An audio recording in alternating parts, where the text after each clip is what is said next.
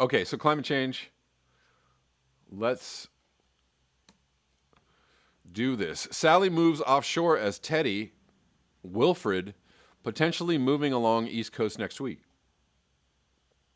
Sally moves offshore. Sally just kept on going. Sally didn't know when to stop. Sally just didn't know when to quit. The U.S. will trade one hurricane for another as Sally departs. This is from yesterday. Replaced by Teddy, as well as the potential tropical storm Wilfred that is brewing in the Gulf of Mexico. What's left of Sally is finally moving offshore today thanks to a cold front sweeping across the east. We are still watching Hurricane Teddy, which is forecast to brush Bermuda early next week and perhaps impact parts of northern New England and Atlantic Canada. Ready for a hurricane, Canada? Oh, yeah. Okay then. The National Hurricane Center advised on Friday morning that Tropical Depression 22 may develop into Tropical Storm Wilfred later in the day. Warnings for Bermuda are also in effect as Teddy's track and intensity near the island are not yet known, with risks of strong winds and heavy rainfall increasing for the island. And then there's Tropical Depression 22, which they were calling Hurricane Beta or Tropical Storm Beta. I don't know. They're going to go all the way through the alphabet with storms. That's going to happen. And so Tropical Depression 20. Oh, this is called Wilfred. Sorry. But I saw another storm called Beta, and I'm confused now. The system will meander in the Gulf of Mexico before eventually moving northward. They will need to be watched early next week as well. Oh, I think I got it from this tweet. Okay, I'm going to move on to that in a second. Right now, Texas and Louisiana could see heavy rain from the system. Okay, so this is, I guess, from today. And they're calling it Tropical Storm Beta. I don't know why. Is that because the named storms have already moved all the way through the alphabet? Somebody help me out because I'm lost. But this is from today, this morning. Beta started its westward turn. Tropical storm warning issued for portions of Texas and Louisiana coasts. Or maybe there's a different storm. There's so many storms I can't keep track. So this is where it's at, and it's looking to hit Texas and Louisiana coast. Tropical Storm Beta, Saturday, September 19th, 2020. So there you go. Storms aplenty, and more storms. We have 125 watching, 47 likes. Please like up the video. And if you're new, please subscribe. Sultan Bev says they ran out of letters, now onto Greek letters. Okay. That's what's happening this year. That is what's happening. So many storms that we can't, they go through the whole alphabet full of storms. And it's not, we're like mid-September. Timothy Musson says they need to start giving storms surnames. Tropical Hurricane Bob Jones. There you go.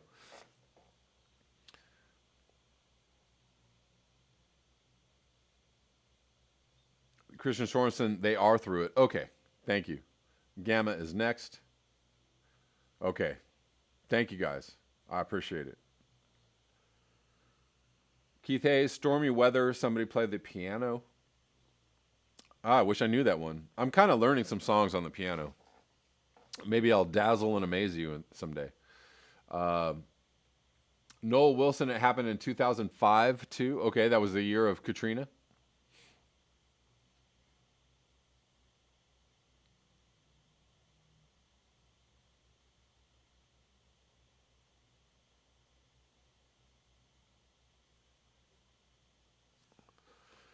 Anyways, yeah, Boiled Rope Lamppost, K-shaped recovery. Have you guys heard about they're calling the recovery K-shape? Do you know why?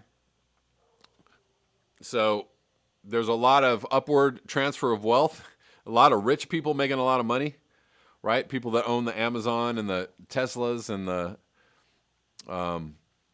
internets and the Zooms and the right, all the all the tech people, there are some winners and there's losers, basically, is what they're saying. So the K, the top leg, a lot of winners taking a lot of wealth, and then there's a lot of losers on the bottom. We're back to talking about winners and losers.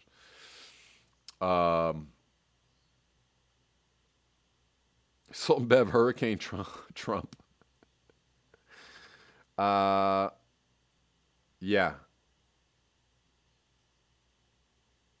So we are having a K-shaped recovery.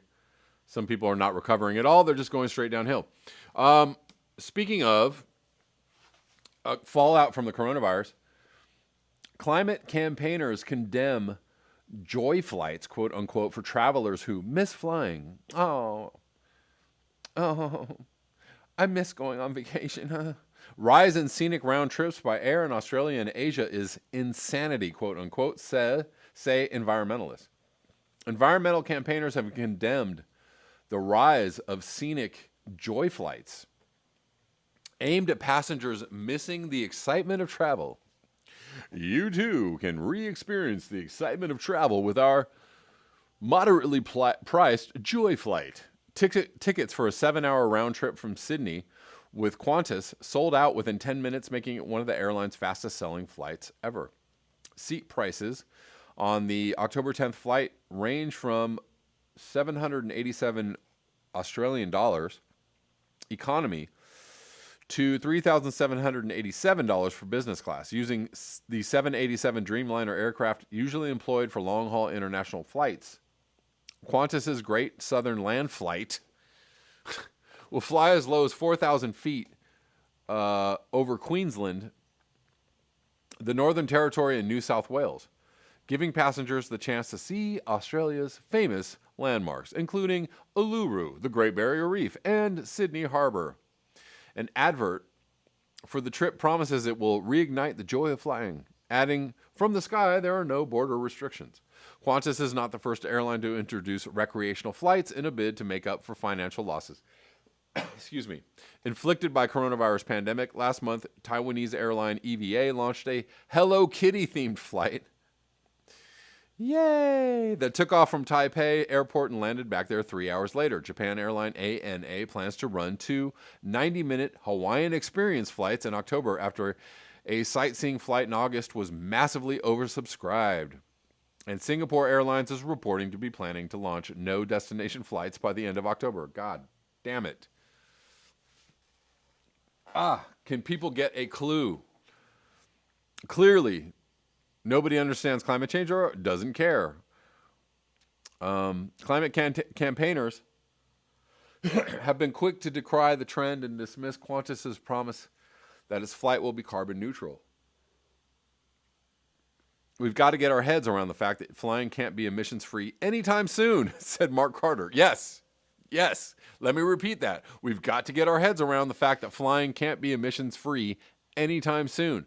That's why Catherine Hayhoe telling you that we've got a carbon-neutral airport in Dallas is a good thing is really, really messed up. That is one of the most unscientific things I have ever heard a scientist try to pull on people. We've got a carbon-neutral airport, except for all the airplanes that are flying in and out of it, you asshole. Yes, Catherine Hayhoe, you're an asshole for saying shit like that. That is an asshole thing to do.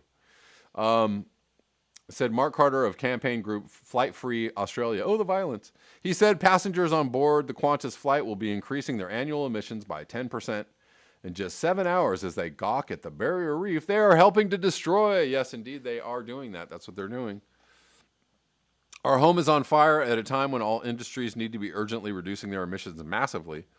Qantas's sustainability claims of offsetting flight emissions is a scam that allows their emissions to continue on the back of buying the reductions of others. It's like agreeing to pour a bucket of petrol on the burning house for every bucket of water you throw. I like that.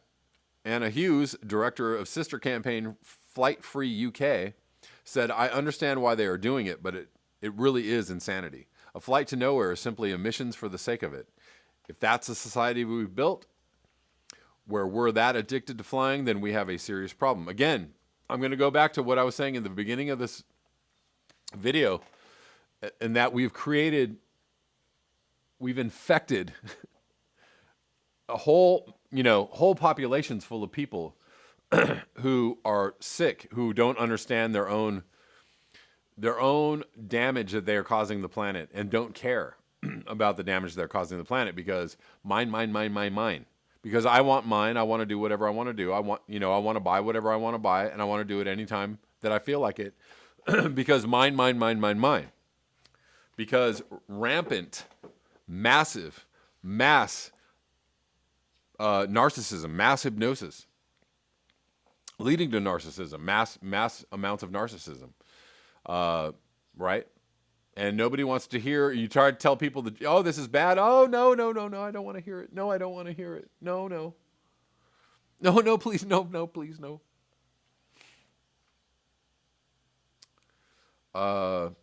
That's how people act when you try and tell them what's really going on. Oh, what? No, it's not that bad. It's not that bad. Come on, guys. It's not. Come on. I mean, come on.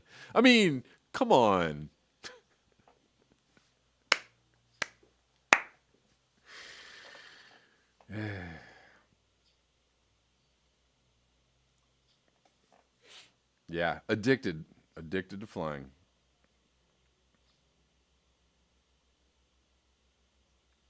Oh, one, I'm in charge. My authority. Right.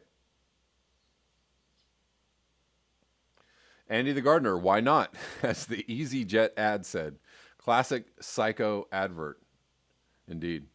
All right, let's move into this last story I want to cover. Bill Gates is in the headlines again, people. This is from Bloomberg Business Week. And listen to this, guys. Bill Gates warns, he's like, I got to tell you guys something. Listen, climate change is an even harder problem than the pandemic. Oh, that's a hard one. He said, we're short about 24 great innovations. Well, yeah, do you own the patent to any of those innovations, Bill Gates? That's what I'd like to know. How many patents do you own on these, possible 24 innovations that we're short of that are going to fix climate change? Huh? And then? The world could use some big breakthroughs. A vaccine to combat coronavirus and innovations to mitigate climate change among them. Woo! The Microsoft Corporation co-founder speaks with Bloomberg's Eric Schatzker about his passion for both, the nightmare that is misinformation, and the difference between Elon Musk and Steve Jobs. Eric Schatzker, President Trump has made no secret of his desire to see a COVID-19 vaccine soon, ideally before the November election. How worried are you about the politics hijacking the approval process? Bill Gates. Well, that would be a tragedy. Any suggestion that a politician helped create the vaccine or it's safer because of a politician is a very dangerous thing. We saw with the completely bungled plasma statements that when you start pressuring people to say optimistic things, they go completely off the rails. The FDA lost a lot of credibility there. Do you still trust the Food and Drug Administration? Question.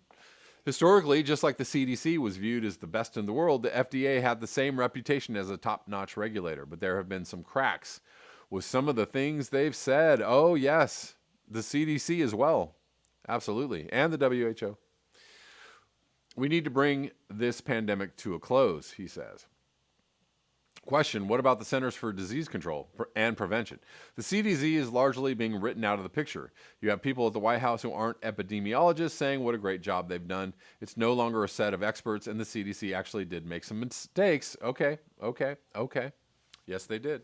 Especially the way they thought about testing. One of the big risks, question, in politicization, is public confidence. Polls show a third of Americans will refuse to get vaccinated, and a majority of Americans believe a vaccine is being rushed. Has the damage already been done? Answer, I hope not. These companies are very professional, and the benefits of a vaccine are very dramatic, not just on the health front, but on the economic front. Oh, yes, they are. On the education front. We need to bring this pandemic to a close. Thank goodness we have this private sector expertise that we can shape into a public good. Do you now? It gets to everybody on the planet. Right. These private sector boys, they're working overtime to help save your democracy. Yeah. Some people may take a wait-and-see attitude, but I do think over time we will be able to get to a majority of the population and get to a level where transmission slows down very dramatically. Question. Given the accelerated timeline on which these vaccines are being developed, how confident are you that they'll not only be effective, but safe as well? Gates says there's not some big profit upside for many of the companies involved, including the ones that will have the most scalable, low-cost vaccines. We're all going to be looking at the data, but a safe vaccine, I think, is very likely to come out of this R&D work. Question, rich countries are spending billions of dollars to put their citizens at the front of the line for a vaccine. Where does that leave the rest of the world? Gates, this is a very important point because whether it's from a humanitarian point of view or a strategic leadership point of view, or just preventing the epidemic coming back to the U.S. again and again, we need a plan to get the vaccine out of the entire world. The U.S. has been really strong at funding R&D and trials. The thing that the U.S. hasn't done and to participate in coming up with factories and procurement money for the rest of the world, somewhere in the $8 billion to $10 billion range, would fund these international activities. You've talked about building a coalition of governments, of business, and of development banks to organize and finance vaccinations for the world's poor countries. How realistic is that? The only country that hasn't shown up, for those discussions is the United States. Congress has always made the U.S. a leader on global health. We eradicated smallpox, took on HIV. Hold on one second.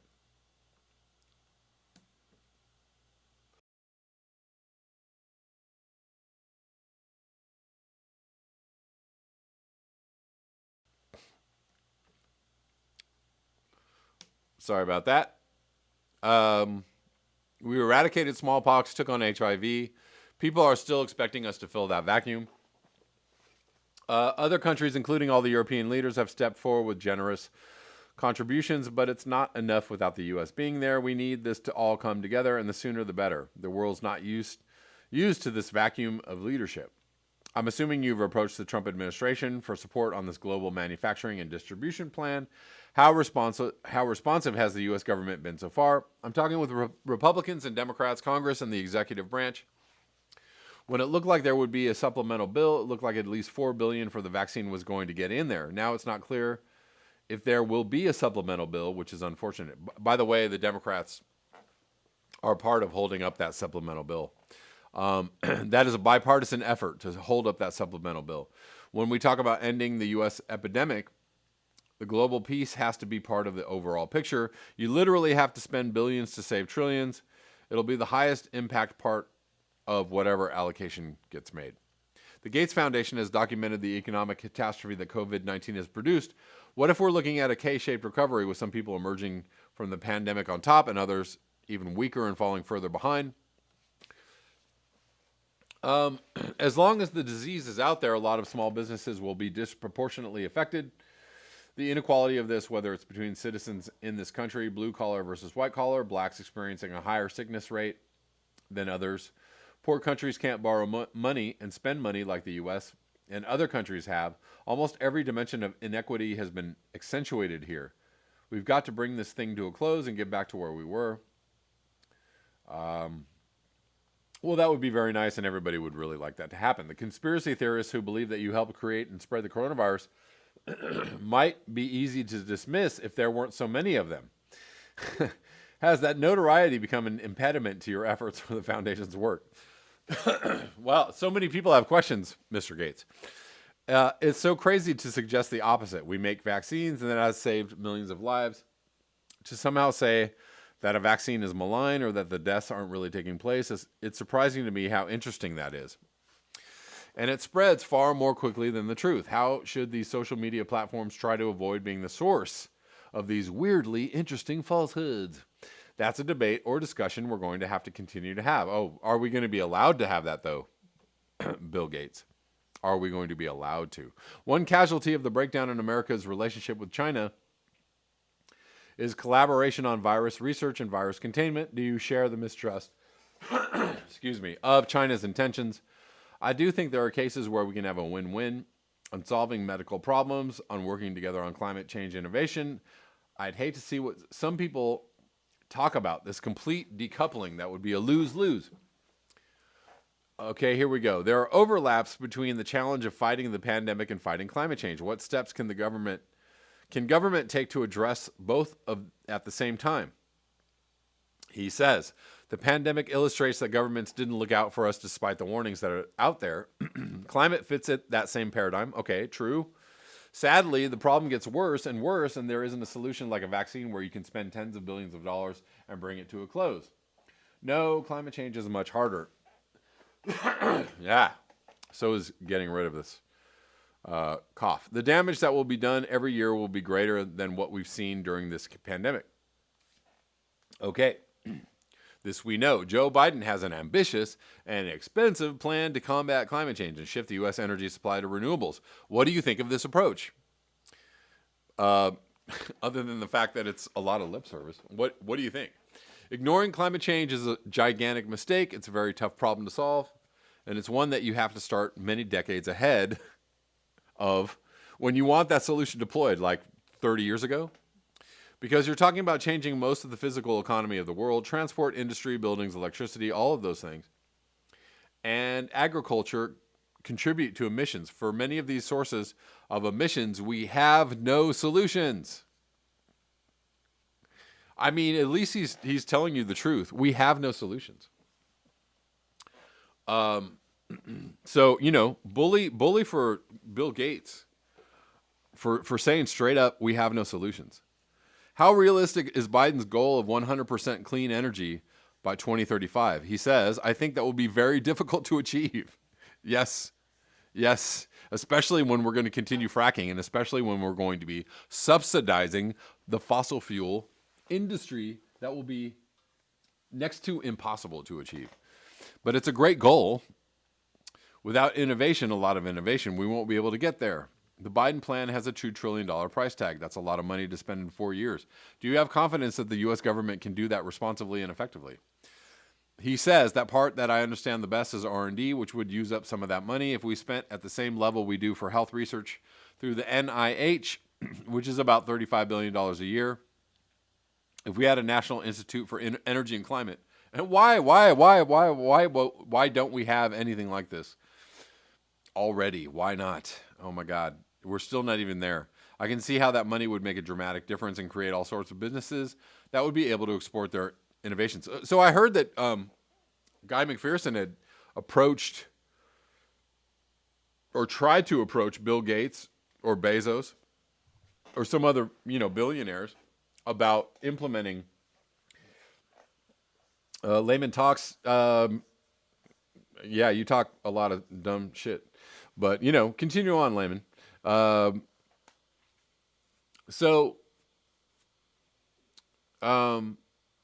was I saying? Guy McPherson, there's a plan that was being proposed by Harvard to put, mirrors in the ocean and possibly other places in order to reflect radiation back into space. And I guess Guy had said that he reached out to tried to reach out to some wealthy people philanthropists, right, for the most part, people who might be interested in funding this, and he hadn't gotten any word, no contact back or no commitment. So, is he really committed to solving this problem in the way that he says he is? I don't know. Anyways, is taxpayer money going to spend money? Is taxpayer money best spent deploying existing clean technologies, or is it better spent investing in new tech? He says only innovation aimed at the hard problems really gives us a chance of getting to zero. We've been focused on the things that are still hard but not super hard, like passenger cars. Yeah.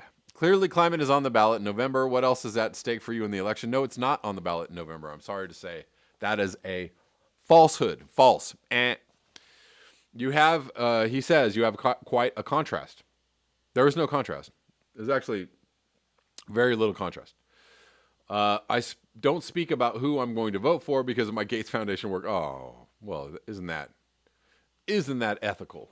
We're committed to working with any administration. We've had great relationships with both parties. I do think on climate we could get more focus and more expertise from Biden than from the current administration. So you won't endorse any candidates. He says, I think my beliefs are pretty clear, but I want to save my voice in terms of influencing people. One of the things common to both the pandemic and climate change is growing mistrust of science. Where will this country end up if voters don't believe what scientific data show and what scientific models indicate? He says, no one knows all of science. I'm a perennial student, and the percentage I know is very small. We should pick somebody who believes in experts and can admit mistakes and is willing to come up with a long-term plan. Just saying we're a selfish country might work for some things, but for others that require global cooperation, it's a huge problem. You're a prominent investor in energy technology. Where do you see the best prospect right now for genuine breakthroughs? He says the breakthroughs are all going to be high risk. High risk. Yeah. Well, it's all high risk right now. I've lost a lot of money on battery companies. Oh, he means economically high risk. Not high risk to people or the planet. That's what he's talking about. Okie dokie.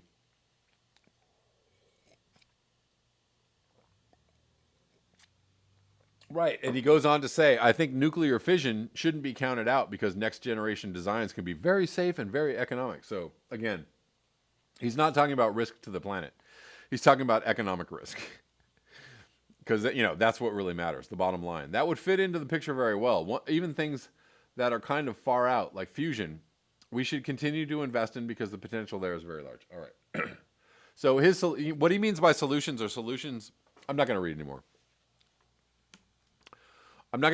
Because I'm running out of time. But what he means by solutions and by the fact that we have no solutions is because there's no solutions that will allow business as usual to continue without destroying the planet. That's what he means.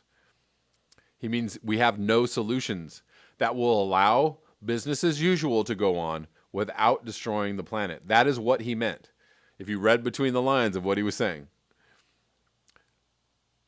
And the high risk part of these solutions is not about the risk to hurting the planet even more. The risk part is about losing money. So yeah, it's a hard problem. It's a really hard problem when you're a capitalist and you can't give up capitalism. It's a really hard problem when you're a billionaire and cannot see yourself as part of the problem. That's a hard problem, right? You can't solve it if you're like, if you can't accept that the thing that you did to make all those billions of dollars needs to stop happening or go away, or that maybe you should give up your billions of dollars and let somebody else develop the problem, not you. Right? You're not going to have any solutions. If that is your paradigm, if that is your mentality, if that's how you think. Keith Hayes, solutions must be egalitarian and Bill does not do equal. Right, because if you're a capitalist,